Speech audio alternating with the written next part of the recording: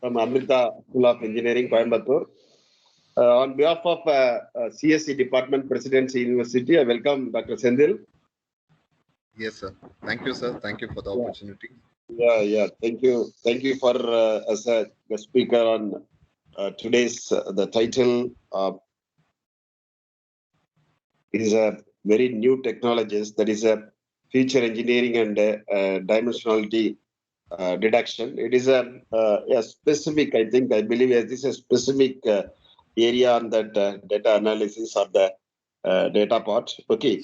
So that is, I think our faculty also, I think very few are having deep knowledge on this specific. I think this webinar will help our faculty in a large scale, I believe. So first of all, on behalf of again, I welcome Dr. Sendil for spending a valuable time with us.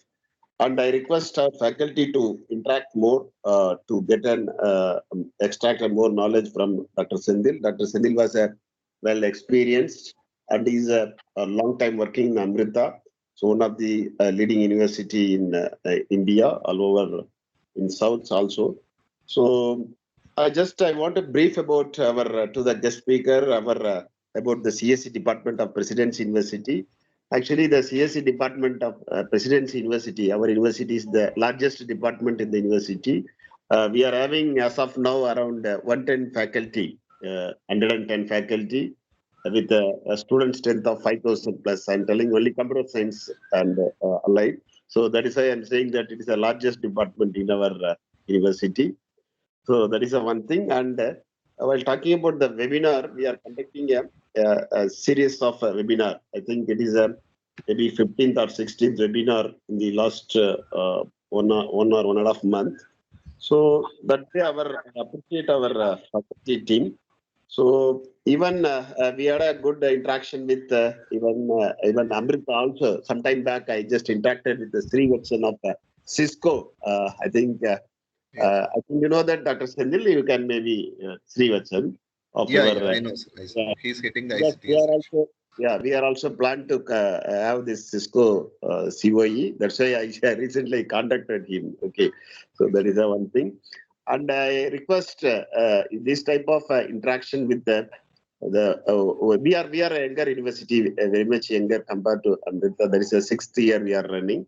So this type of interaction, I request our faculty to make interaction with such universities. Also, I request Dr. Sendil, not only for this webinar, any other maybe the FDP or any other interaction, I request Dr. Sendil to initiate.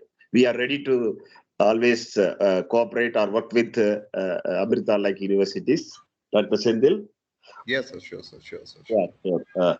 So this is just my brief introduction. I request the guest speaker to start the session. I think we are running so many parallel other events. That's why now the BOS is going on today. I think I saw that around 35, 40 faculties are attending here. So that's why I think I request Akshita to proceed with that. Those who are registered, ask them to register immediately. Anybody in the other event? Okay. Yes, sir. So, yeah. Okay, that's thank all. you. Yeah, thank tell you, me. Palasan, sir. Yeah. Thank you, sir. In spite of your busy schedules, meetings, you have joined our session. Thank you for your kind words and gesture. So on behalf of Presidency University, I welcome all the participants, and I especially welcome our resource person, Dr. Senthil Kumar, sir, to Presidency University and Computer Science and Engineering Department. A warm welcome to you, sir. Yes, ma'am. Thank you. So I take this opportunity to introduce our guest speaker, Dr. T. Senthil Kumar, sir. Sir has completed his PhD from Anna University, Chennai, in Information and Communication Engineering.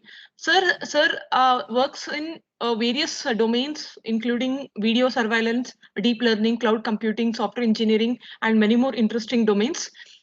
Sir has been a reviewer for reputed journals like Elsewhere, IEEE, Access, Inder Science, Springer, and many other journals.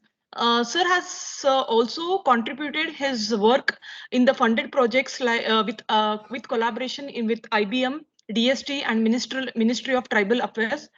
And sir also involved himself in developing the competency areas of programming like MATLAB, NS2, .NET, Android, deep learning tools, embedded automation. So with this brief introduction, I would like to welcome you, sir, once again, and the platform is yours. You can start the session, sir. Okay. So many Yeah, thanks. ma'am. I hope I'm audible. Yes, sir, you are audible. Okay, I'll share my screen and start with the content. Sir, you can share your screen, sir. Yeah, I'm sharing, ma'am. I think you're able to see my screen now. Yes, sir. Yeah.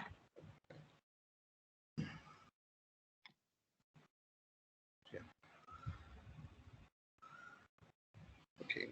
So I would take you through the topics on feature engineering and dimensional reduction. So I work with Amrita School of Engineering, Coimbatore, as an associate professor in computer science and engineering department. I would take the discussion through this following headings. First, I would talk to you about feature engineering. Then I would talk to you about what are all the approaches that are there for dimensional reduction. Now, when you look at data, generally we have two types of data. One could be a synthetic data, where you have data available in terms of Excel sheet, features, and so on. So that is one side that we would look at. The second one that we would look at is basically if you have some images and images are represented as features as part of the problem, how can you apply feature extraction? So I would also walk through on one of the work that we have done with our students on analyzing Zomato, right, in Delhi, in case we have data sets with respect to Zomato. How do we actually look at all this concept of feature engineering to prediction? So we will walk through that also so that people are able to get an idea that in case you are looking at data, uh, this is how you can actually walk through the data and make some predictive models. Okay, I would take through the slides which is posted by Geoff Hulton.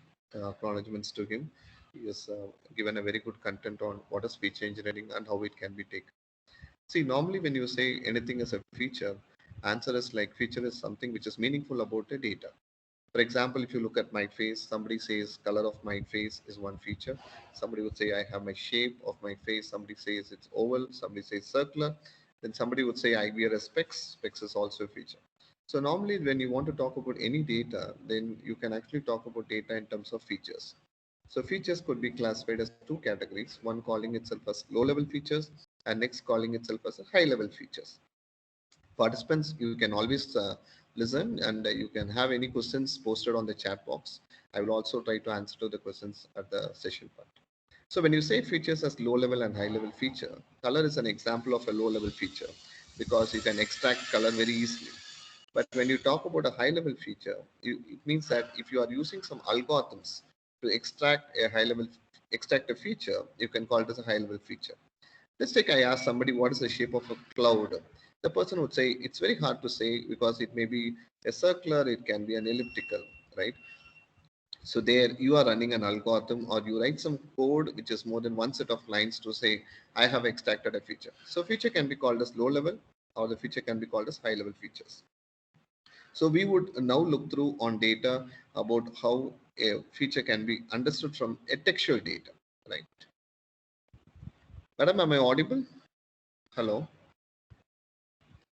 Yes, sir, you are audible. Yeah, okay, fine. Now, whenever you're given any data, no, first step that you're supposed to do is you need to convert the data in form of your context of your problem. For example, if you look at my place, right, I'm sitting and there is a set of chairs or tables around my room.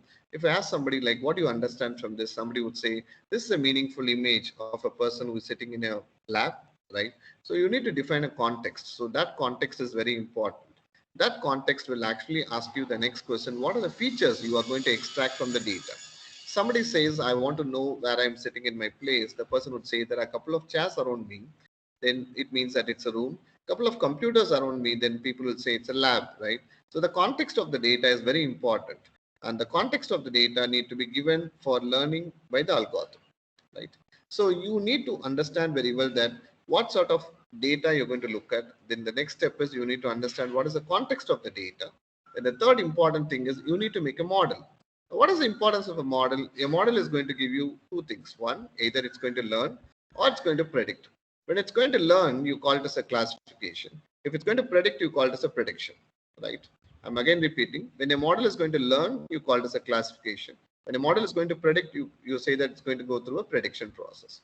So during the training process, what happens is a classification. And during the testing process, what happens is the prediction, right? So whenever you look at problems, you need to think about, okay, what is my model? What is my model going to do? Either a classification or it's going to do a prediction. The next important thing is the number of features. Most of the people will think that the more the number of features, then it's very good for my model to work better. It's generally not like that, right? So you please try to find the features which is suitable to your problem. Suppose, for example, if I just want to know the animal that is standing in front of me is either a giraffe or it's a dog, I would actually take the height as a feature to say whether it's a giraffe or a dog. Because just by height, I can say that it's a giraffe and it's not a dog, right? So one feature or one or more features that is suitable to answer to your problem has to be picked up. And here people have to spend more time in deciding the features. So I'm again repeating, people have to spend a lot of time in deciding the features to the problem. Because once you have decided your features, then it's easy for you to formulate your model. So we take a sample message, right, which is part of your SMS. And here, if you look at this SMS message, the messages as such has some features. So one is like, how long is the message? Does it have any digits? Does it have any word? If it has any word, right? So what does it word indicates with respect to who is it from and who is it to, right? So let's take you are trying to understand this message. Then people will say that I will actually look at in terms of some sort of binary features. So here the binary feature is specified like this. You say it is going to be 1 as a binary value if the message is longer than 40 characters. If the message is shorter than 40 characters, then you would say that it is 0. If the message contains a digit, you are saying 1. Otherwise, you are saying 0. If the message contains a word called as call, right, then you would say it is 1. Otherwise, it is 0. The message contains a word to, then you would say it is 1 or you would call it as 0. If the message contains a word called as your, then you say it's 1, otherwise you call it as 0. Right? So when you are taking a textual message of an SMS, you can understand what is the content in the message. Based on it, you can populate the features. So here, if I ask you how many features are there, then you will have to answer saying that I got 5 features. So what's the size of your feature vector? The size of the feature vector is 5, right? So what is the dimension of your feature vector? The dimension would be 4. So the rule is if there are n features in your data, then the dimension would be n minus 1, right? So you have 5 features, so the dimension of the data is 4 here. Fine. Now, this is a way where you look at features. We have said from the previous slide saying that all the features individually can be called as binary features, right? Binary indicating that it can take a value as 1 or 0. Now, there are other type of features also, which is called as categorical features. So what is this categorical features is? For example, let's take if you here, I'm interested to know whether the word that is available is either a verb or a noun or something which is other than verb or noun. That is an example of a categorical feature. So for any word that is there in the SMS, let's take there's a word called as house. Somebody is typing an SMS saying, I came to house. So house is a word, right? I would actually go inside and say it is a noun. So the categorical feature falls under a type called as noun here. Other example of a categorical feature is the second message is it the long SMS message? There I'm saying based on the size of the message, I'm saying it is short SMS or it is a medium or it's a long or it's a very long. That's an example of a categorical feature. The next is whether the text is containing something called as hash.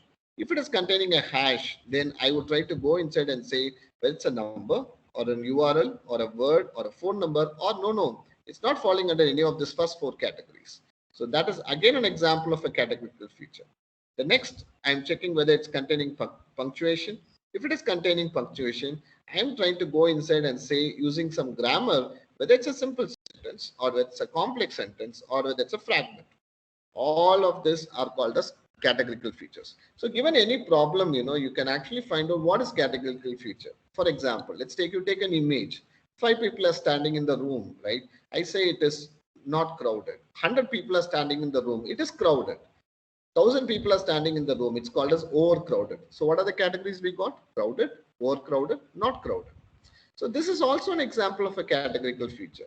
So given an image data, you can actually look at what is there in the data, and there you can populate the data to be either of one of the categorical feature that you are specifying, right? So the categorical feature is basically corresponding to something which is existing, like verb, noun, like that. Or you can define a new category and say my data set might have one of the category which is listed under categorical feature. The next is a numerical feature. Numerical feature generally talks about count. For example, I want to count the number of words. It's a numerical feature.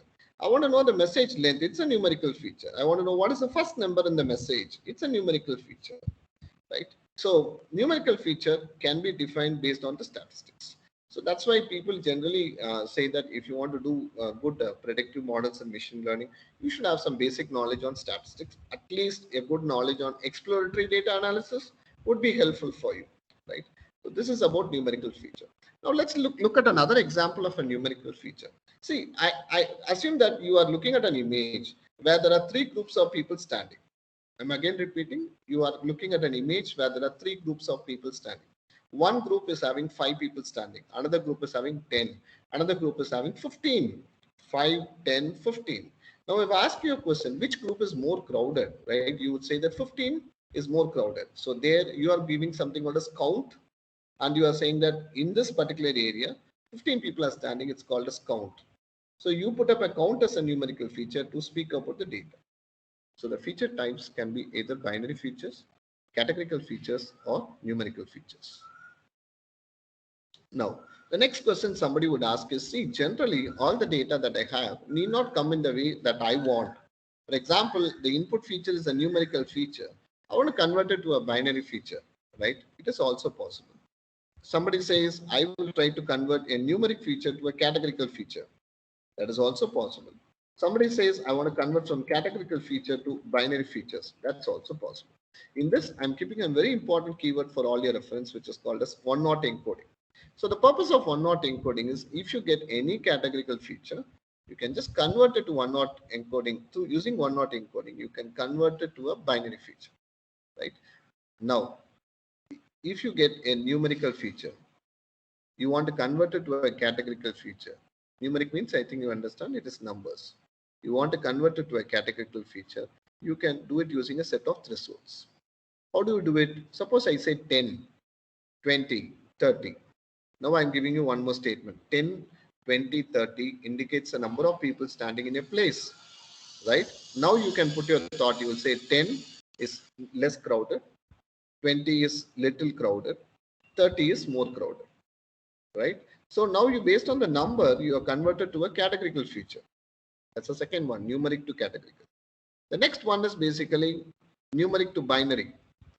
Binary means what? You can have values as 0 and 1, right? Now it is very simple. Suppose I say 10.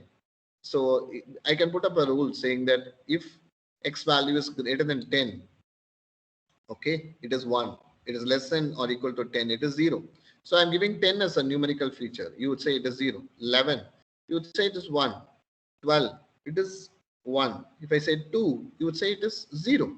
So as a rule is what? If X value is greater than or equal to 10, it's going to be 1. Otherwise, it will be 0. So you can convert between feature types using single threshold, set of thresholds, and third one is called as one-not encoding. Any clarifications from the participants? Am I audible? Hello? Yes, sir, you're audible, sir. Okay. It's fine. clear, sir. Yeah, okay. The last one is conversion from binary to numerical feature. That's also possible. If I have values as 0 and 1, I can go back to the same rule and based on some conditions, I can say it is falling in some values. Like I told you, if X is greater than 10, it is 1. Otherwise, it is 0. Now I'm giving you 1, 0. Based on the rule, you can say the value will be between 0 to 10 or it is greater than 10. Now, the next question would be like, what is the source for this data, right? This is the biggest question for most of the people. I have data, but I'm not able to understand the data in terms of features.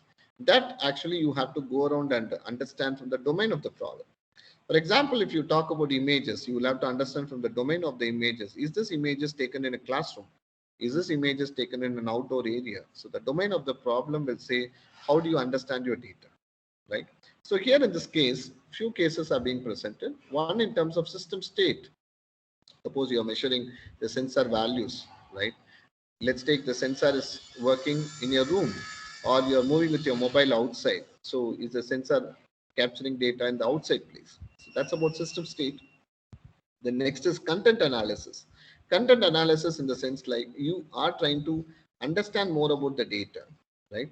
And when you start discussing the data with the domain experts, you can get more inputs about the data, right?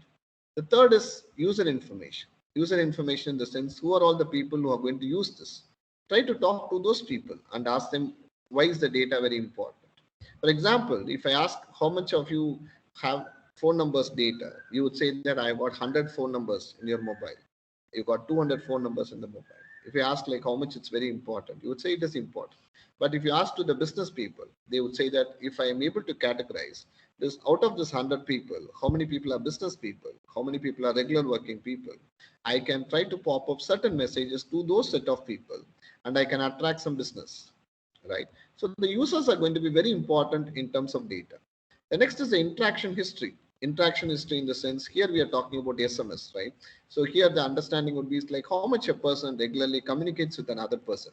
How many number of messages has been sent by the person to other person, right?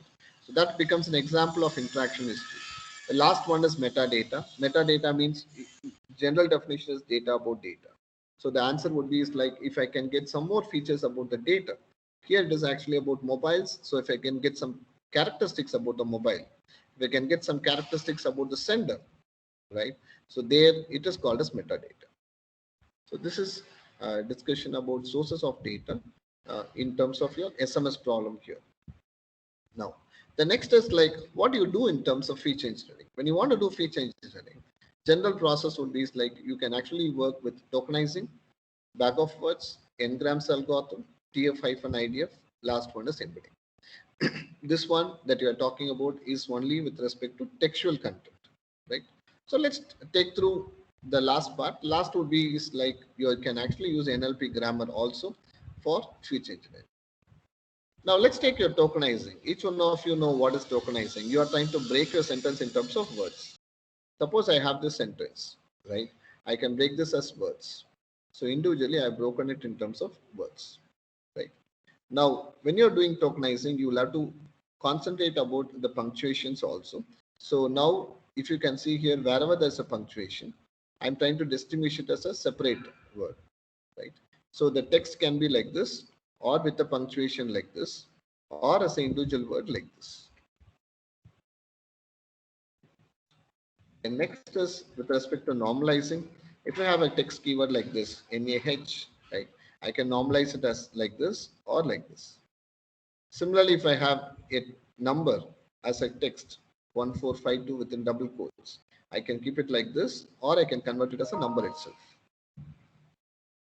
So basic steps that people say is something like this. Whenever you are trying to do tokenizing, you can actually try to have as much information as much possible about the data that you're talking about, right? In case you do not have much data, there what you can do is you can try to reduce the number of features. So when you are trying to reduce the number of features, it means that you are trying to drop irrelevant things. Here, feature reduction is thought from different directions. I'll give you a small example about feature reduction. Suppose you have marks, 3 marks, mark 1, mark 2, mark 3, right? I need not worry about all these 3 marks at the end of the year. All I want is my class average. So I would say what is the average for the particular class. So for every student, I'll say M1 plus M2 plus M3 divided by 3. So I'm able to get the average, right? So here I do not want M1, M2, M3. That means my number of features are getting reduced. Automatically what I have achieved is feature reduction, right? The next one is very important where you talk about the nature of data. See, this is something which people do not concentrate when they are trying to develop models. One is actually about overfitting, and next is basically about your underfitting scenario. Please make a note, overfitting, and next is underfitting. It is generally said in theory that if you are training your data, right, with some sort of training data, then when you give a test data, automatically it can predict. That's a general theory. But suppose it is not happening, then naturally we are resulting in two problems. One is called as a overfitting problem, and next is your underfitting problem. Let's see how we do it, right? One solution to the case of overfitting is you can try to use something called as boosting classifiers. If you go around and research, you can find something called as AdaBoost classifier. You can use something called as AdaBoost classifier. Using an AdaBoost classifier, you can actually do an boosting of data, and automatically the overfitting will be solved. Please make a note. Overfitting solution is boosting classifier. When you're going for underfitting, what is underfitting is like this. See, I'm teaching the student with 100 problems, right? Now the student is getting in one problem to solve, but that problem I've not covered at all. That means what? I've not trained the student with a similar problem. So that means a solution to underfitting is you train with more amount of data, right? So solution to underfitting is you train with more amount of data, where solution to an overfitting is you can actually use boosting classifiers, right? Now, the next approach that is specified is bag of words. Now you can see here, what is a word? As such, word is anything meaningful from the given text that you've taken. So you can actually take the words and you can specify it as a bag of words, and you can populate it as a training data, right? Now, this data actually becomes something called as features. Now, each one word you can see here, each one word here is one of the features of the data, right? So how do you look at this is the next question, right? Somebody would ask, see, I have a set of sentences that speaks about the scenery. Let's take it like this. I have a set of sentences that speaks about the scenery.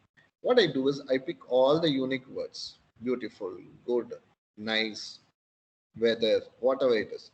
Each of the unique word I pick, and each of the unique word I can call it as a feature. So a feature is distinct. Please understand, a feature is distinct and it should be meaningful about the data. Now, if I ask you how many features are there, you would say there are 10 features. What is the size of the feature vector? 10 features. That means you have size of the feature vector as 10, right? Okay. Then if you look at this here, more better understanding, this is my set of features that is being provided, x1 to x10. Now this is my features, right? Now I'm trying to train the data. Now when I'm trying to train the data, so now I try to pick from each of the text. Please see here.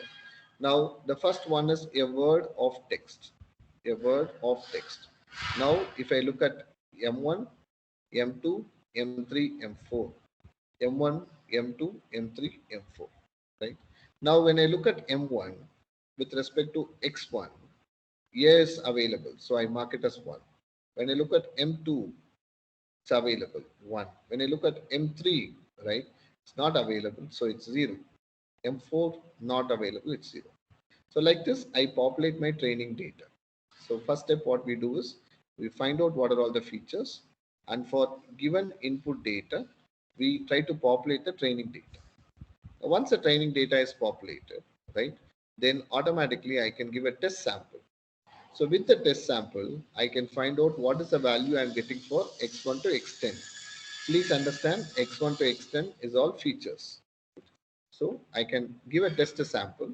Let's take my test sample is like this. Some features for a text sample is a given test data that is being provided, right? So what I can try to do is I can go and check for each of it. Just see here, x1 is what? A. So A is appearing, so it is 1. Right? Okay. Now, if you look at the case of X4, what is X4 is? X4 is asking for a word called as text. So X4, text is available. So 1. Right? So when I look at X9, what is X9 saying? It is asking for a word called as features. So in the test data, I find something called as features. So X9 is marked as 1. Right? So the thought process is you actually can have any number of training data. So more the number of training data, underfitting problem will not happen. Right? Now, when you're looking at this example is not falling under any of these features. So it will not be taken for consideration at all. So it is out of vocabulary. Okay. Now, the next approach that is discussed is something called as n-grams approach. What is n-grams approach is? Instead of using every single token as feature, what is single token as feature? From the given text, all of this are taken as features. Instead of taking all of this as features, we can use series of n tokens, right? So what is a series of n tokens is? If you take the first message, this is your first message, right? And this is your second message, right? So now you put the individual words like this, right? Now you can see here, it is not about only one token, it combines the tokens. That's what's the concept of n-grams. So instead of using single token, you can use series of n tokens as features, right? Now, when you're going for the next one, let's talk about this text. You can actually take series of characters, right, under the n-grams approach. Just see here, no, NA is 1. Then they have taken AH, H space, right? Each of this is taken as individual features. 1 second.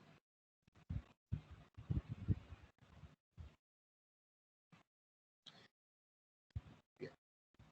Now, when you continue doing like this, you are moving on to the next one where you can actually have dictionary and you can populate the words under the dictionary also, right? The next one to be discussed is TF-IDF. What is TF-IDF is? It stands for term frequency hyphen inverse document frequency. So instead of using everything as a binary occurrence, you can actually look for the terms and we can find the count of the term. So what is a term is? Term is an individual token that will occur for in that given text. So let's see the numeric response score for TF-IDF. So this is the understanding. So TF stands for term frequency. So term frequency means how much every term is occurring in the given document. So it can be given as a percentage of words in the document that are called as term.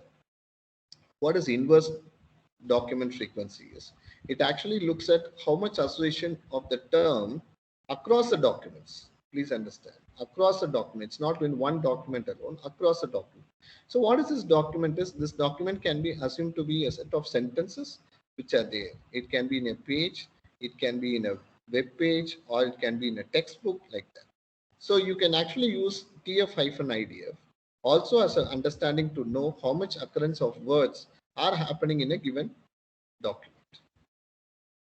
Now, if you look at this here, this TF-IDF will give you the importance of the document. For example, if I look at one page and that page speaks about computer for 100 times and the next page is talking about a computer for 150 times, I can say that the second page is most important compared to the first page with respect to computer. So TF will give you the importance with respect to the document. The inverse document frequency will actually try to understand across the documents how much of occurrence of the same term is occurring, right? So if you look at this here, this is your first message, this is your second message, right? So if you're going for a bag of words approach, what you will do, you will look at every individual word and you will find the occurrence of the word. If you're going for TF-IDF, right, you would actually try to go and calculate the score. The score value is what is presented here. So next, there is one more called as word to vec and a fast text approach. What is this is like? We actually look at a word and see how much occurrence of the word is happening in different documents, and that we populate it as a dimension here, right? And the same thing can be always used in some other models.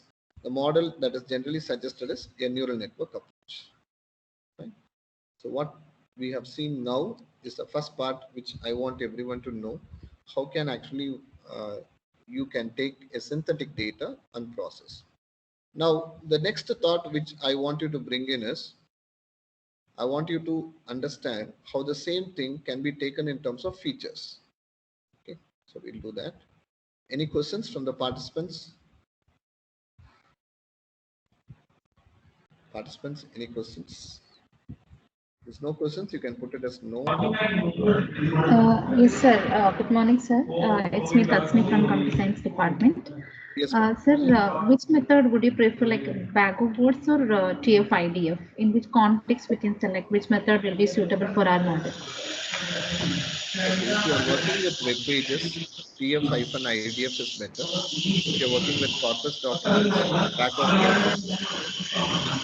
Okay, okay, sir. Thank you.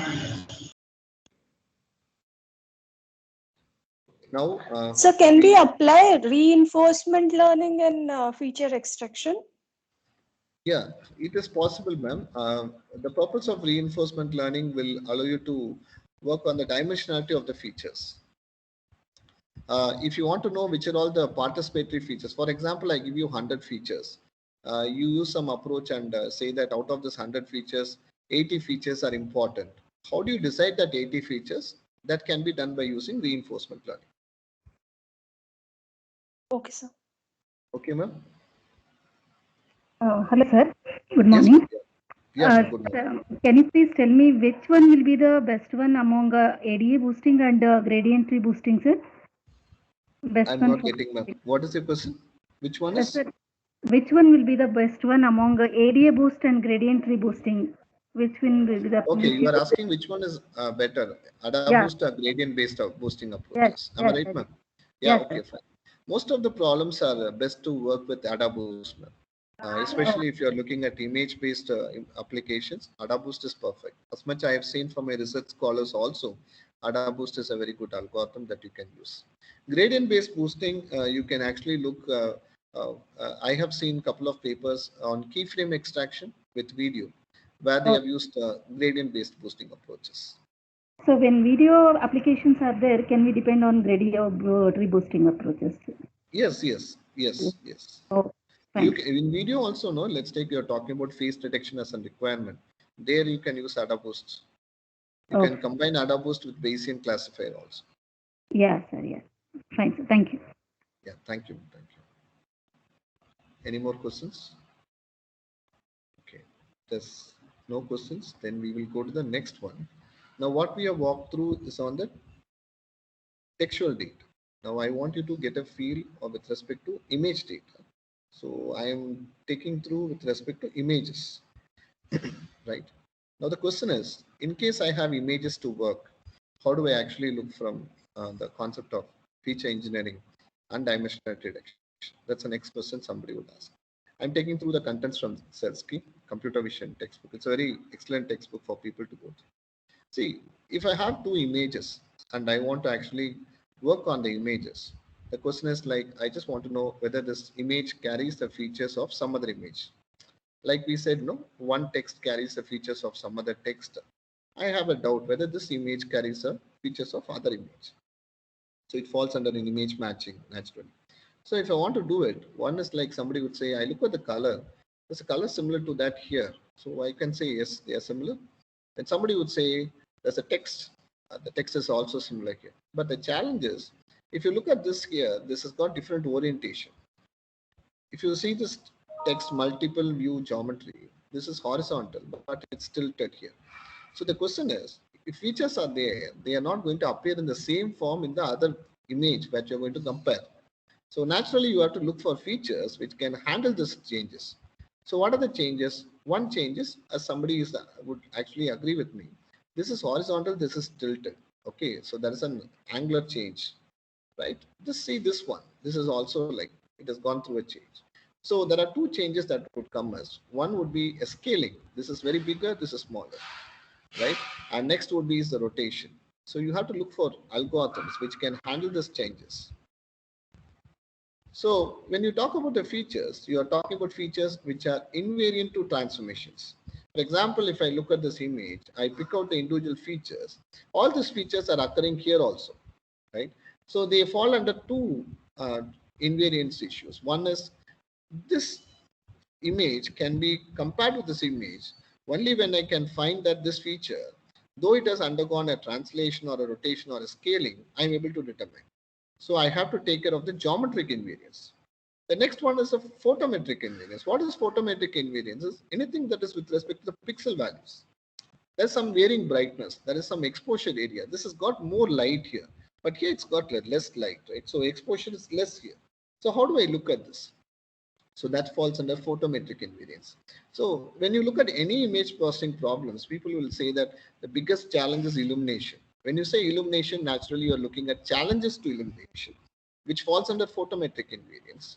Example is brightness, exposure, right?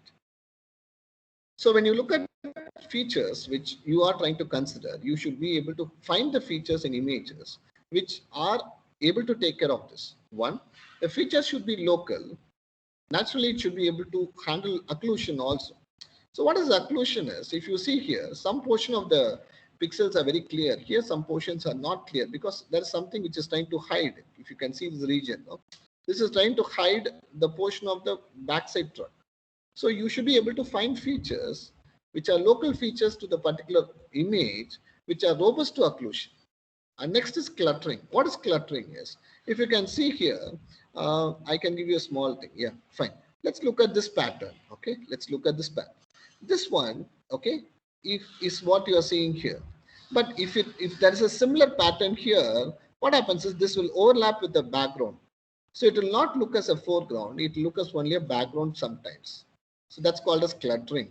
So you should look for features which can actually be robust to occlusion and cluttering. This is locality. The next is distinctiveness. You should be able to differentiate the object, right, in a database of objects. That means if you see this truck, you know, if I give you different trucks, I should be able to categorize and say, I have my features to say this is a particular truck. The next is quantity, right? So are you going to look at hundreds or thousands of content in a single image or not? So you can actually find any number of features in the image. If you ask somebody, you know, I give you a crowd image and I ask you to find the features, you will say hundreds of features that I have picked from the crowd, right?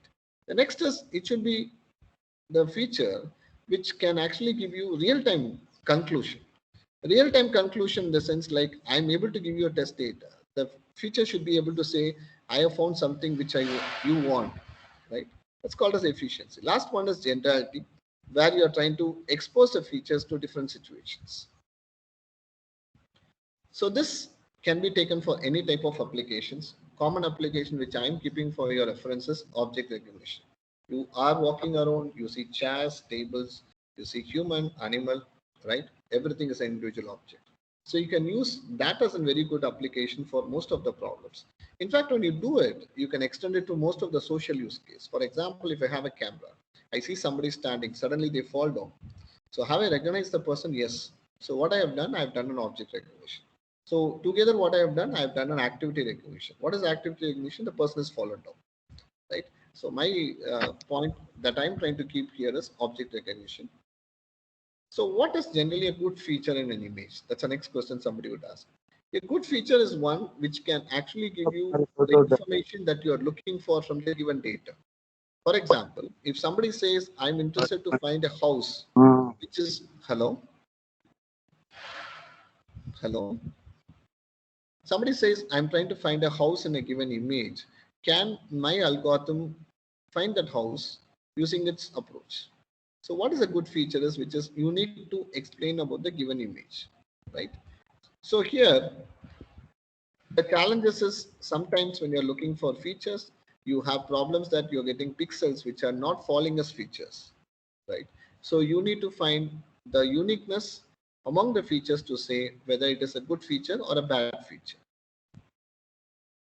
In terms of feature detection, you have three things that you can look as a feature in a given image. One, you can look for a flat region. What is flat region is there is no change in the pixel at all in all the directions. The next one is you can look for pixels which can be connected together and you can call it as edges, right? Third, you can look for pixels which is again can be as edges, right? But there is a significant change across all the directions. This you can find it whenever the pixel is actually a corner part of the image, right? So the features that you look for can be for a flat region, can be for the edges, or can it be for corners. So how do you detect the features? So when you want to detect features, you cannot just go pixel by pixel. You have to find a window region and that window has to be moved over the entire image, right? So your window as such can actually have a certain number of pixels, and that certain number of pixels will be corresponding to along your x-axis and y-axis. So you are trying to shift your window along your x and y. That means along u and v. Every time when you are trying to move the window over the image, you will be able to calculate something called as E of u comma v. What is this E of u comma v is? This says that if you have two images for comparison, let's take my image one is this, right? And this is my another image. I want to compare these two images. So I'm trying to fix a window region, and this window region I'm moving over the entire image. Wherever I find a match, I say that it is a match for the particular pixel regions, which is there in the first image, right?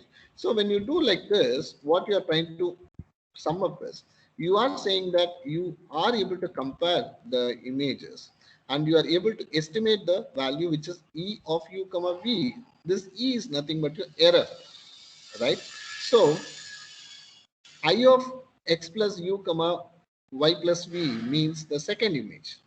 The first image with which you're comparing is I of x comma y, right? And this comparison you're going to do over the entire image. So you say summation of x comma y is a member of w. What is w here? That's your window region here. Fine. So this is a basic one. So few things that generally is taken next is, when you compare the images, not all times the images are going to be static. Suppose I give you photo 1 and photo 2 and ask you to compare, there's no challenge. But assume that you are trying to capture a video where in the video the frames are having some motion. For example, I'm trying to capture a car video. The car is keeping on moving. I have to compare frame 1 to frame 2. But the challenge there is it's not static pixels, it is moving pixels. There's a motion component that will come there. So whenever there's a motion component that is coming there, then you will have to assume how much amount of motion will come there. So the motion will be indicating that the pixels are moving along your x-axis and along your y-axis also. So there, based on your Taylor series expression, you can write the rate of change of the image with respect to x and rate of change of the pixels with respect to y. This is your gradient along x and gradient along y. So your previous equation where we said u and v would actually say I'm looking at the rate of change of the pixels along x, rate of change of the pixels along y. Because when the car is moving, it's not only along x-axis, it's moving along x and y also, right? Okay. So putting this as to the next one, your mathematics will slightly change, right? This was a previous equation that we wrote. Now in this equation, we are rewriting as I of x comma y plus gradient of x, gradient of y, right? Multiplied by uv, right? This will consider your motion component also of the pixels. Now, this equation further, when you write it, you would write it like this, where you would specify h, right? So what is this h is? This h will have all the eigenvectors of the pixels. So here I am keeping you a very important information to the people. Eigenvector can be taken as a feature for the pixels, especially wherever you are looking at moving pixels. No? You can actually take eigenvector as a pixel part, right? So eigenvector will represent the motion part of the pixels, and eigenvector can be taken as a feature part. So here h will consider the eigenvectors.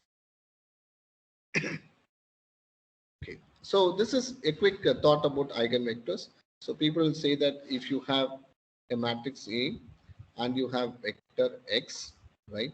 You have an equation saying ax is equal to lambda into x. So this lambda is nothing but a scalar value. Every time what you will do is you will find determinant of a minus lambda into I equal to 0. So here as such, what we will assume is A is nothing but your H, right, which we have taken earlier. This will be a 2 cross 2 matrix. So this will be the parameters for it. And you can solve the equation to find the values of eigenvector. Okay, this is the next information I'm keeping for your reference. This is for people to know that you can actually find features. The features in an image can be eigenvectors. Now, going forward, right, you can try to understand that once you're able to extract the eigenvalues and eigenvectors, you can be able to find the change with respect to the given image of the pixels. So the change can be either in the largest or it can be a smallest change also. Right. So this is the next one that I want people to know. In line of this, there are many algorithms that are there for feature extraction. One algorithm is actually SIFT algorithm, which people would have gone through, right? So if you go to the browser, and I'm just typing SIFT, okay? If you type SIFT feature extraction, this is one popular algorithm which is there for extracting features. The next algorithm is SURF. SURF algorithm. This is another popular algorithm for feature extraction. The third algorithm that you will come across is something called as ORB feature extraction algorithm. Okay. SIFT, SURF, and next is ORB. Okay, so people are working on image processing. My request to the people would be like, you can either use SIFT algorithm, or you can use SURF, or you can use ORB for feature extraction. That means you are doing feature engineering using SIFT or SURF or using ORB. Now, if somebody asks a question, when will I use SIFT? When will I use SURF? When will I use ORB? SIFT as such stands for scale invariant, right? Scale invariant. So wherever you have challenges in your image with respect to scaling, for example, a car is smaller, suddenly becomes bigger. So I have scale as an issue there. So there you can go for SIFT. If you have rotation problems, like car is not coming straight, it is just moving on the road, but still I should compare the car from one frame to the another, there you can go for SURF. Third, if you have challenges with respect to rotation, and especially with respect to the orientation of the moving pixels, there you can actually go for the ORB feature extraction approach. SIFT, SURF, and third is ORB. Okay. Now the next question somebody would ask is, okay, to keep it moving, what are you trying to talk about in terms of dimensionality reduction? Dimensionality reduction can be talked from two perspectives. One would be like if I have a data set like this, you can see a set of features in this data set. I don't want to have a bigger data set. I want to reduce my number of features in the data set. Solution is you can go for dimensionality reduction. How do I do it? For example, I do not want country code. Country code is not important in my data. I can actually go and I can remove my feature, right? Fine. So now what has happened? Number of features have got reduced. I'm talking to you in which I have learned the things. So some things are very elementary for understanding. The other possibility is it is not a good solution. People will say that, see, how do you delete a feature? Okay, I'll have the feature. There, people will ask, okay, how do you reduce your features? So one more way of reducing the feature would be like, here I got something called a city, address, locality, longitude, altitude. Then I got cuisines and so on. So if I can combine all of this, city, address, locality with respect to directions and latitude, and create one feature alone which talks about the location, right?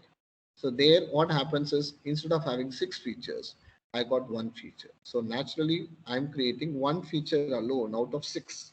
So the number of features have got reduced. I think people should understand, right? This is second way. The third way would be is like people will try to say that, try to find the importance of the feature. So how do you say it's the importance of the feature would be like people will say, just try to check how much this feature is important on this.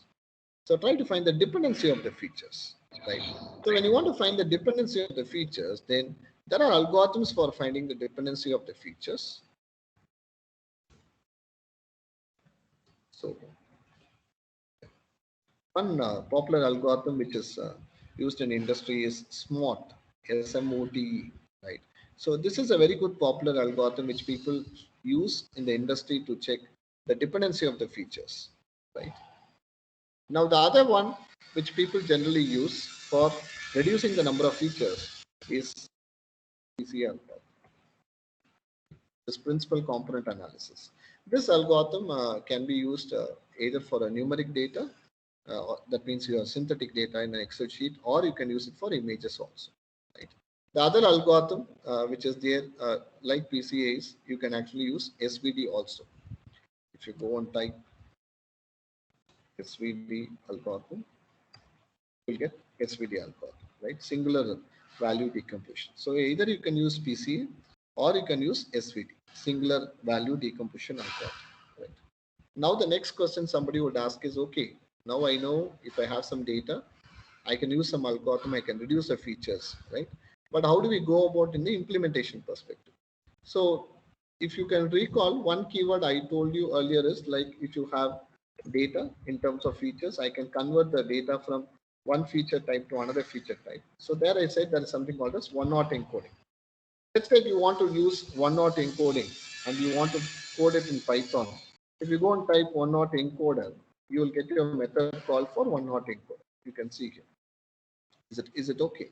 So for most of the algorithms, there are predefined methods which are available in terms of Python, which you can use, right? Now, let's go into the next part. Now, the next part that we are going to walk through would be like, how can you do this detailed analysis with respect to implementation point of view? Here, softwares that you can generally use is one, as people will agree with me, Python is a very good software that people can use. So along with Python, if you want to use some sort of visualization or that, there you can use Matplotlib, right? You would be knowing, but I'm trying to say you again. Matplotlib is a very good library for visualization, right? There is one more library also which people are using for visualization, which is Seaborn. Seaborn is also a popular library for visualization. So for visualization, you can use Matplotlib or you can use Seaborn. Then the next question would be is like, people say, I want to code. So what do I do? What is my solution for coding? One that I've been suggesting for a couple of years is you can use Anaconda. Anaconda is a very good software where you can code your applications. So when you install Anaconda, then you'll be getting two editors for working. One editor is your Spider that you will get in Anaconda. Advantage of Spider is you can code your Python file, you can run your Python file in Spider. The other editor that you will get with Anaconda is Jupyter. Right. Once you install Anaconda, you'll get Jupyter. So the Jupyter as such will be in form of a notebook. So that means you can run your program, which is a Python notebook file. If you have a program, let's take, I show you one program sample. Let's take you have a program which is having an extension like IPYNB. You can see here, no? It's a Python notebook file. So if you want to run this Python notebook file, then naturally I have to go for Jupyter. You cannot do it in Spider, right? Then now people are saying that I have data, my system is very slow. So there people suggest that you can go for Google Colab, right? You can actually have a login in Google Colab. You can push your data, you can push your code, you can run there. Only advantage is your system is not running. The system which is, or the server space provided by Google is running, right? So this is all the ways where you can run your program, right, for your information. Now, from the research perspective, people generally say coding in systems is all good, but can I actually exploit the possibility of using high performance computing, right? So there, one solution is you can go for Google Colab. The other solution that you can actually go for is having a GPU, right? So you can have a graphical processing unit, and there you can actually run your programs. So it is said that in theory that when you run your program in GPU, the system speed will be very faster. So you'll be able to get faster results. That means your accuracy will be better, or your performance time will be better compared to the previous approaches. This is from the working aspect. Now let's go on to the understanding with the work that we have done. Okay. Are you able to see the screen, ma'am? Hello. Yes, sir. Yes, sir. Okay. Now what we are going to go through is like one of the things that we have done in terms of analyzing Zomato restaurants, right, in New Delhi. So for this, there is a data set already available. Couple of data set sources people would be already knowing. Like one data set source that will come to your mind is Kaggle. Is one data set that you can actually use for analysis. Especially people who are working with all this feature engineering data set in synthetic model, you can use this data set called as outlier data set. If you go to internet and type outlier data set, no, you will get an URL from Stony Brook, stonybrook.edu. So here, if you go and see, you'll get a lot of data sets, which is synthetic data set. Okay, this is from the data set point of view. Now, somebody says, I would like to work on data set which is image based like that. Then there are many data sets with respect to image processing. But one data set that I generally suggest would be the Caltech data set. So the advantage of this data set is for every object, you will get 360 images. If you take a chair, no, they would have rotated the chair 360 degrees and they would have kept the images. So you can use that also. And if you happen to work more and you want more data sets, then in that case, we also have a data set which we have built from the SmartSpace lab. So you can write a mail to us. We will also be able to give you data sets. Right? So we have a SmartSpace lab also. And this is established and this is funded from Department of Science and Technology. Here, we have also built a data set similar to Caltech.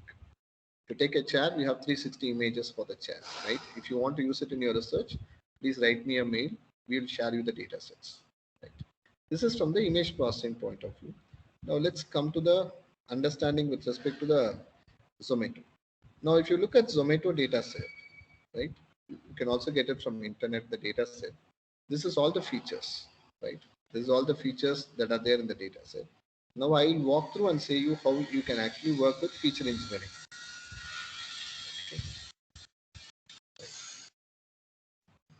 This is a block diagram that we are keeping for your reference for you to know what actually happens in any data set. Okay. See, as I told you, once you are taking any data, the data that you are taking is a Zomato data. So we are calling it as a data set for Delhi, just for example. Given any data, you can immediately do some data visualization. Why do you do a data visualization? Is you just want to know how the data is presented. For example, if I give you 100 students marks, you don't know whether it's good student mark or whether they are high performance, low performance, nothing. Only when you do a statistical analysis, you can come to a conclusion. So there we are giving you statistical description. Then the data as such can be directly fed to the model. What is the model will have? Model will have a couple of algorithms like k-means, k-NN, k-midoid like that. Or the model as such can actually be provided after doing a data pre-processing and a feature engineering process. So why are we doing this feature engineering is we want to improve on the quality of the data. Please understand. We don't want to take all the features. We just want to know which features are good. And there's a justification in choosing the features when you do feature engineering, right? So what we do in the case of data pre-processing is we do data cleaning, data integration, data reduction, and next is data transformation, right? What is data cleaning? Everybody knows, right? Wherever there's a noise, you remove the data noise. For example, there is a column for rupees, but there I given a character. You have to remove it. It's called as data cleaning. Data integration means I have got multiple sources of data, one from an email, one from a text file, right? I want to combine it. It's data integration. Data reduction is almost like a dimensionality reduction. I got 100 features, but I do not want 100 features. I want only 50 features. You do data reduction. Data transformation is where, as I told you, instead of taking all the features, I'm taking a subset of features to the problem. It's called as data transformation, right? Now, once this is all done under data pre-processing, we go to feature engineering. Under feature engineering, what we'll do is we'll first select the features. Then we might do some transformation on the features. What is this transformation is? For example, a feature is a numeric feature. I want to convert it to binary. A binary is converted to numeric. It's a feature transformation, right? Then last would be is like feature extraction. Maybe I need some algorithms to extract the features. So as I told you, I run an algorithm which will count the number of people because I have a feature called as count. So that's called as feature extraction. Once this is done, this is given to the model. Model will have a couple of classifiers. So here this model as such will generally have approaches under supervised, under unsupervised. Why you say supervised and unsupervised is in case my data do not have a class label at all. It's my first set of data. For example, you say November 2019. If I ask you about the COVID data, everybody will say We don't know COVID. We don't know about the class of COVID, right? So that case, what you are looking at is you're looking at algorithms which will actually find the class of the data, right? So there you will be going for something approaches from k-means. So k-means will be falling under a category of unsupervised model. Now, if I ask you, can you predict COVID analysis? People will say, yes, that's already a training data. So you use approaches like Bayesian classifier, which falls under supervised model. This is one diagram which I want you to know. In summary, given any data, you can actually do some data visualization. You can do a data pre-processing. Follow on, you can do a feature engineering. Give it to the model which has got the classifiers. Now, at the bottom, we have specified proximity and regression. Reason is, see, when you are having features, no, we just want to know how much the data is spreaded. So one solution is you run through some distance measures. So that is an approach for proximity. And second, before actually using all these classifiers of k-means, knn, all that, I just want to know whether the problem is a single class problem or a multi-class problem, whether the data set falls under single class or multi-class, or whether the data set can be predicted with one hypothesis or more than one hypothesis. There we run through a regression approach, right? This is what is generally done on the industry side also for your reference. Okay, now we will come down. Now, the next description that we are trying to take about is the data part. So a small description which we need. Okay, what is the data or that? The next, we try to find out some information about the size of the data. See here. So the number of columns is 21 columns, right? Here, 9,551 rows is available. In this, you can filter and go and filter only about Delhi. That is 5,473 rows. This we are doing because we just want to know Zomato for Delhi alone. It's for some other city, you can try to filter based on the city. Now, the next question you should ask would be like, what sort of questions I would like to know about the data? Because see, usually the data is big. The data will give us many answers, but you should ask, okay, what I need from the data. Only then you can select your features from the given data. For example, I'm interested to know which are all the locality which has got the most number of restaurants of Zomato in a particular place. Because that will give me an idea that that particular place is having more demand for Zomato here, right? How many number of outlets are there for each of the restaurant? Which location there is expensive? For example, you taste a coffee in some place in Madurai, you taste a coffee in Chennai, you taste a coffee in Bangalore. I think you will all accept that tasting a coffee in Bangalore would be more costly, right? So which location is most expensive? I just want to know from the data. Which are all the top rated restaurants in the particular place, which is all most popular for a cuisine dining, right? So this is something which is statistical, because all this can be answered with statistical methods, mean, median, mode, standard deviation, all that. Now the next one is most challenging. You should ask against your data. What is all the analytical questions? These analytical questions are very important because this will go inside the data and say that, see, come on, these features are important, but you need some more features. Like for example, if I just want to know who will benefit from the result of doing this analysis, that will ask me one more stakeholder to the data, right? So if I ask you a question like, okay, what sort of a problem we are trying to solve from the given data? The data is about Zomato. Are we trying to say that the number of restaurants will increase? Suppose I'm trying to put a analytical question, right?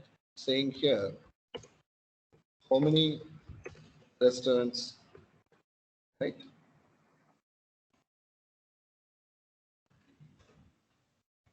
Will close in 2023. Okay. This is very important, no? For the owner of the restaurant who is running chain of restaurants wants to know how many will close in 2023. So this cannot be answered from the existing data. For that, you need to actually create some more features to the data. So to any problem, I request to all the participants to please try to find out the statistical questions and analytical questions, because that will ask you what you should need to do in the features. Otherwise, every data has got features and you'll be more satisfied that your features is correct. But you will conclude that the features need to be improved only with your analytical questions. Okay. So then the next you should look at, okay, what type of attributes are there in the data, whether it's nominal or whether it's ordinal or binary. All these three will fall under the qualitative one. The other one is a quantitative one. Quantitative general thing is like anything that is varying over time is continuous. For example, temperature is varying feature, right? Okay. Height is a varying feature over the year. Okay. So you can actually look for features which are discrete or continuous or whether they are numeric. So this sort of an categorization you should do on the data. And this is important to be done for all the features in your given data, right? So this is the next one. Then next people will have a doubt about this binary, symmetric and asymmetric. That also I'll put you an idea here. So as far as symmetric features are concerned, it means that the feature values will say that both the values are important. For example, gender, male and female. If I ask like who is important in a particular group, both of them are important, right? Okay. So certain features will say that it is symmetric, it is binary. Reason is like all the values of the particular feature is important. Asymmetric, it's not like that, right? For example, if you look at pass and fail, right? It's not compulsorily important to be assumed to be equal. You cannot say pass is equal to fail. It's not possible. But the values to the result can be pass or fail, right? Okay, so that's about asymmetric feature. Symmetric and asymmetric will come under the category of binary. Okay. Then next next is more around the categorization of individual features. See, this is how you should do. Otherwise, you know, it is like you take the data, you run the model, you get the output. It will not give more learning, right? So next is about the quantitative attributes. If you talk about numeric attributes, generally they are under two categories. One is interval and next is ratio based. When you look at the interval based, no, it is something like today's temperature is higher than tomorrow's temperature. It's an interval based. If you look at a ratio based, you are trying to talk about data with respect to some numerical value. For example, if you say a bank interest is 6.5 and another bank interest is 7. So what is the ratio of the interest variation can be called as a ratio scale. So your numeric attribute can be either under interval scale or it can be under ratio scale. The next is about the discrete, as I told you. If I take a feature saying profession, it's discrete values, right? Similarly, values can be keeping on varying, which can be called as continuous. For example, if you say the height of the person changes over the year, it is continuous, right? So the attribute will say that it is a continuous attribute. Then next is about with respect to Zomato. So this is what we have done. So with respect to each of the attributes in Zomato, we need to go down and categorize what type of attribute it is, whether it is a nominal or whether it is a numeric, ordinal. Only then, when you run through the feature engineering algorithm, you'll be able to conclude that the algorithm results are correct based on the nature of attributes. Okay, so this is done for all the features. And next, what I want you to see most importantly is this is again the discussion around the features, feature types. Okay. Then next you should compulsorily do exploratory data analysis whenever you're doing feature engineering concepts. Right? You know what is EDA, right? It is the critical process of performing initial investigations on the data to discover some patterns, to spot anomalies.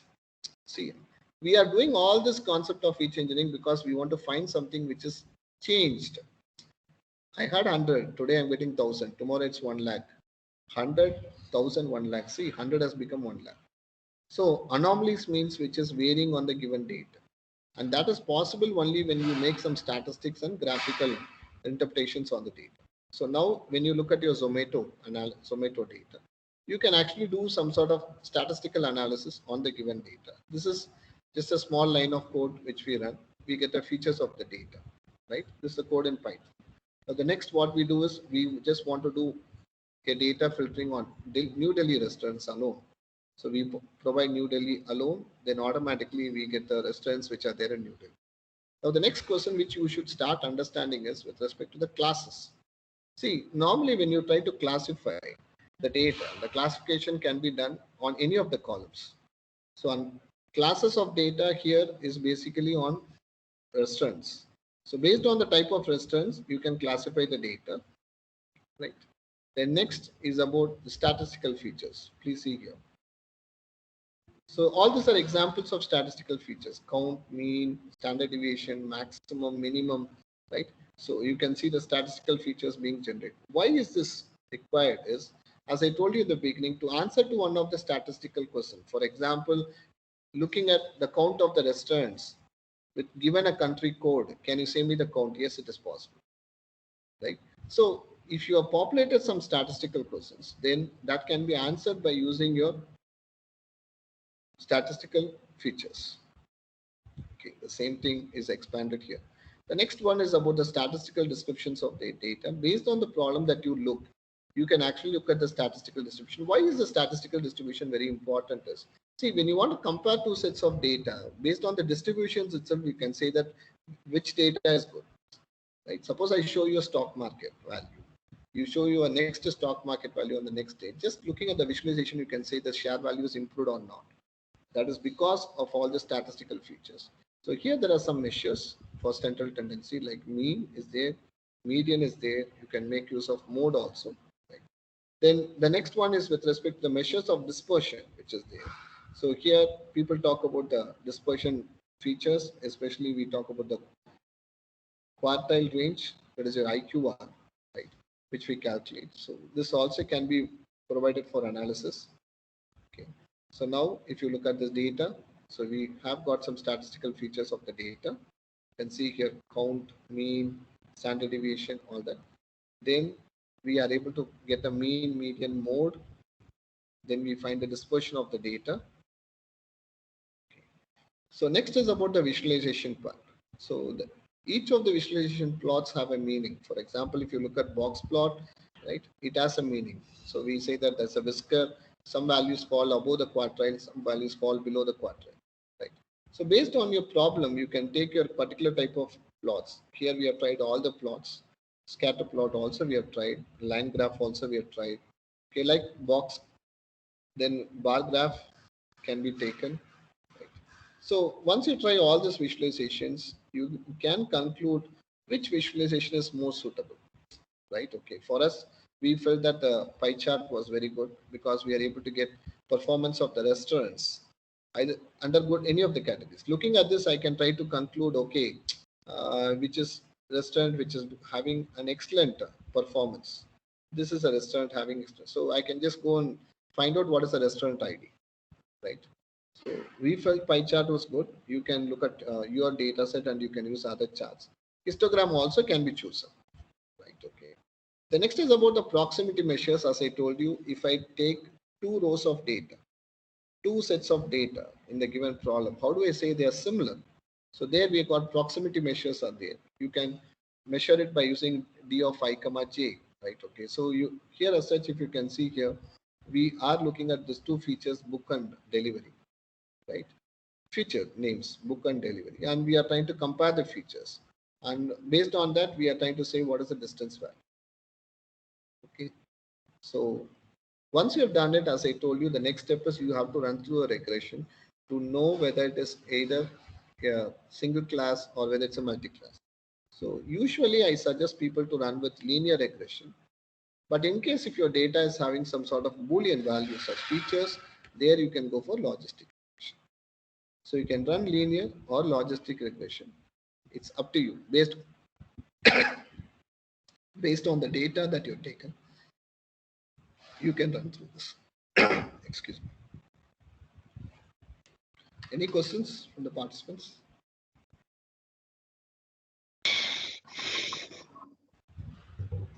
Fine, sir. It's understood.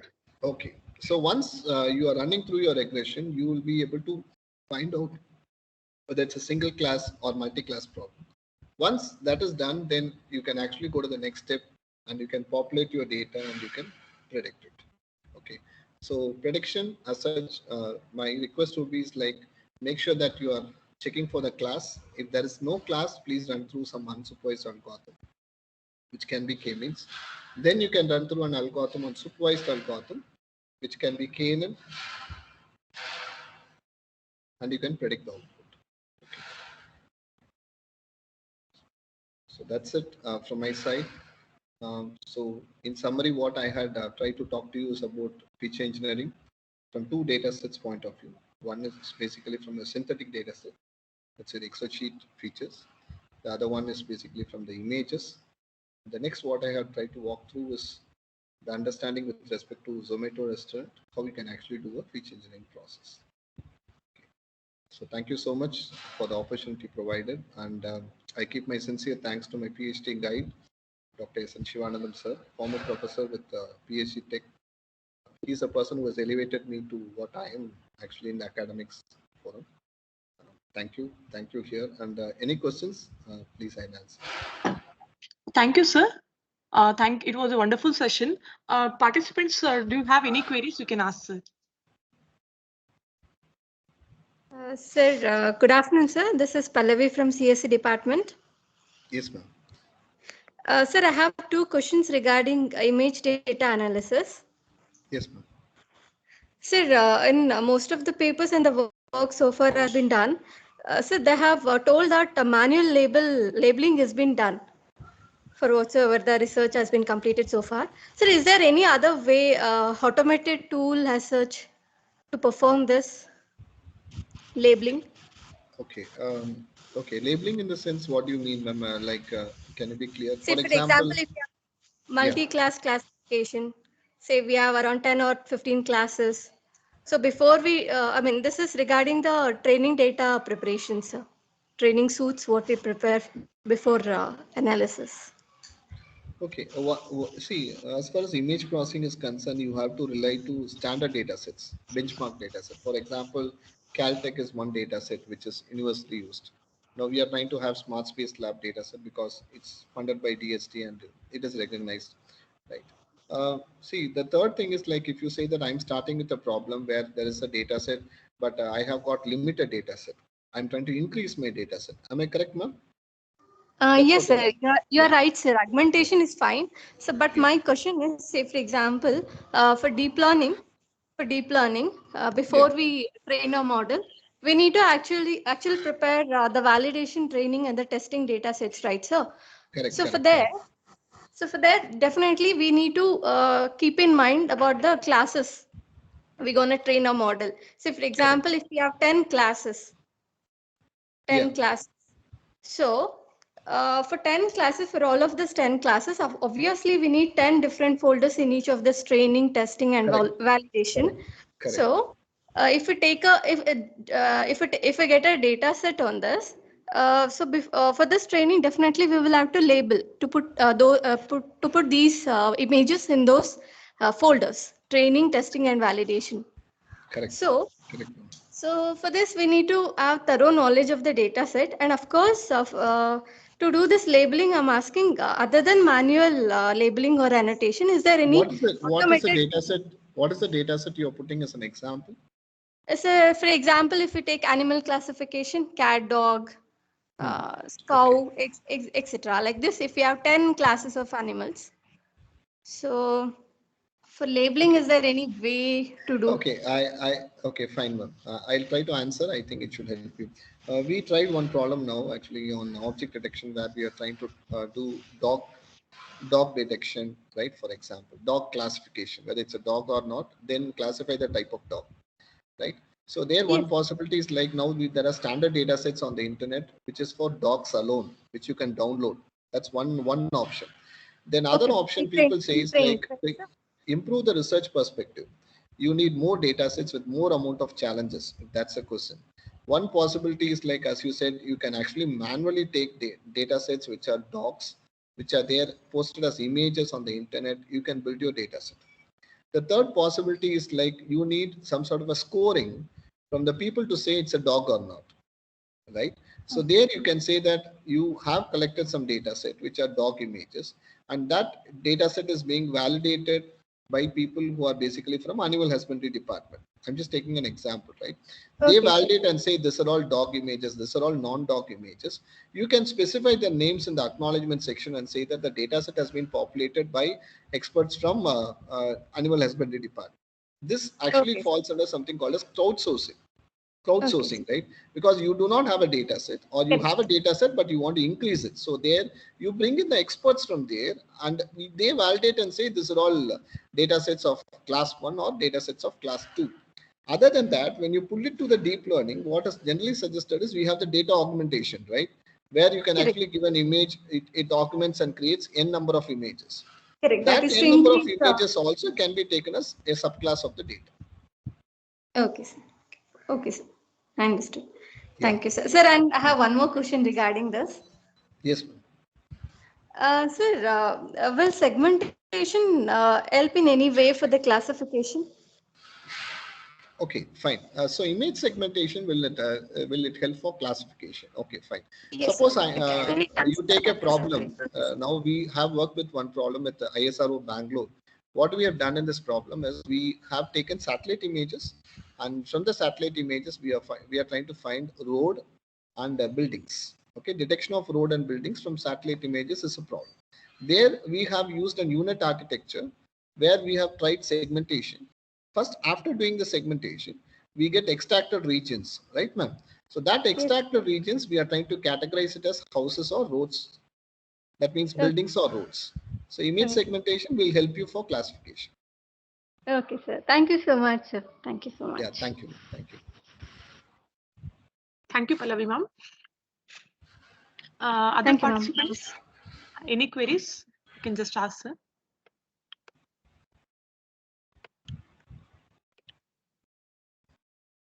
Okay. I hope people would have understood, I believe. Anyway, yes, sir. The session was very clear. So it was very wonderful session, sir. Actually, it helped a lot of research scholars here. Many are working on this domain, so it has helped a lot. So thanks to the team. In fact, thanks to Kalayasan sir. Actually, I know sir when he was at PhD Tech. So my professor guide also worked in PhD Tech. Right? He was the head of the department. So thanks to the team. In fact, forward as I told, or sir was also suggesting, there are a couple of problems that I'm working on. One problem that I'm working on now is malware detection with network data set. So given a network traffic data set, we are trying to categorize malwares. It's a funded project from IBM Bangalore at the Asia level. So the other one that I have been trying to travel, I did my PhD in the area of video processing. So my scholars also work in video processing problems on deep learning. So in case you feel that you want to work on some joint problems, which can go for a good publication, where your expertise also will help me in moving forward, please write me a mail. Surely I will be happy to connect. Yes, sir. For your side, you have Kalay sir is there, so things will go little good because he also knows me well in the way how I work, and it should be a good beginning. Sir, if you don't mind, can you please share your email ID in the chat box, sir? So it will be great help for all of us. Disabled for me, ma'am, actually. Okay, 1 second. If you can enable chat box, it will be easy. And if you want to access some data sets in Smart Space Lab, also you can write a mail. We got data sets related to objects. Then we have got fire data set because one of my PhD scholar works on fire detection. So we got smoke data set also. And we've got data sets exclusively captured with thermal cameras. So this is first of its uniqueness. So if people are looking for data sets in this line, please, you can write a mail. Sir, medical 3D image data sets also. Okay, medical image 3D, we don't have any data set, but I work with one of the problem with the AIIMS hospital, Cochin. So that time we worked on 3D reconstruction on craniofacial images. But nevertheless, you can write me a mail because I've been traveling more in the area of image processing and video processing. So I can find some professors or doctors who can share you the data set. But only thing is you will have to clear the ethical clearance with the doctor and you can use the data set. Okay, sir. Thank you. Sir, actually, I have enabled all the possible options. Can you please check, sir? It's not coming actually. I'm just trying. It's not coming. Look here, for me it is disabled. Okay. I don't know. Akshata ma'am, it's disabled for all. Okay. I think, sir, in the slide itself, you can just type it, no, sir? Fine. Okay, I'll do that. One second. Thank you. It's a very good choice.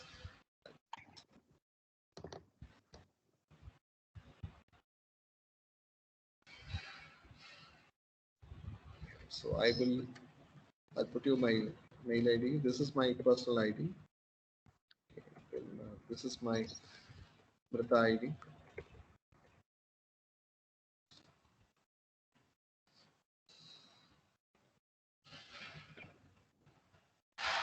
And this is my contact number. I hope it's fine. Yes, sir. And things are not difficult nowadays, right? You go to internet and type my name. Also, you'll get my details speaking about what I do with respect to my products and my academics. Fine. So here also you'll find my details and mail ID is also there. Yes, sir. So I hope people would have learned something from my today's session. Yes, sir. Thanks It's to the definitely. Residency University for the opportunity provided. Should be a good Thank you, beginning sir. for future interactions. Sir, we have Dr. Tivakaran, sir, FDP coordinator with us. Tivakaran, Yeah, sir, please. can you please Yeah, share your yeah. opinions? Yeah, please. Thank you, madam. Sir, very good afternoon, Senthil sir. I am happen Good to afternoon, be sir. there in another thing. I wish to present my sincere thanks to you from my heart. Say that I have gone through the content that what you have explained. It is so simple, and at the same time, the concepts are. I hope that all the participants have got understood with the things. And moreover, definitely we would like to have an long-term association with Sure, you still more sure. in future, because a lot of our faculties are working on this area on research perspective. I hope we can have an kind of sharing our this thing. Sure, sir. So once again, thank you, sir, and I would like to thank our Shalin madam and others and team for introducing you to us. In fact, I am happened to talk to our Kalayasan sir yesterday.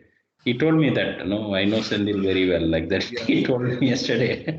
So actually, sir is busy today in meeting. So otherwise, he would have joined today with us. So this is what. Once again, my sincere thanks to you, sir, for spending time with us. And Sir, thank Tapas, please. Thank you, Tivakaran, sir. Yeah. Sir, thank you so much for your detailed talk on today. So, on behalf of our Presidency University, I thank you, sir. As well as on behalf of all the participants. Thank you so much, sir. Yeah, thank you all. Stay safe. Thank you, sir. Tivakaran, sir, shall we wind up? Yeah, please. Okay. So thank you, Senthil sir. On behalf of Computer Science and Engineering Department, I thank Shri Nisar Ahmed sir, Chancellor of Presidency University, and Dr. Shubhakar sir, and Registrar, and Dr. Abdul Sharif sir, Dean School of Engineering, and all the Associate Deans of Computer Science and Engineering Department for giving an opportunity to organize the webinar. And also I thank Dr. Tivakaran sir and team, FDP team, for organizing the series of webinar since during this lockdown and post-lockdown. So it is a great helpful for the many research scholars and other faculties. So we are getting a lot of knowledge during this period. So I thank you once again, sir. And I special thanks to our chief guest, Dr. Senthil Kumar sir, for in your busy schedule you have accepted our invitation, and you have spent your valuable time from last 2 hours with us. Thank you very much, sir. And also I thank all the participants present over here. So without your cooperation, the webinar would have been not so successful. So thank you for all your presence in this session. So thank you one and all. Thank you, madam. Thank you, Senthil sir. Thank you, madam. Thank you, Mujur sir, Tapas, and our team. Yeah, and thank you, Shalin ma'am, for introducing the resource personals again. Once again, thank you. Yeah, thanks to Shalin. Thank you, Shalin ma'am. Thank you, sir. Thank you.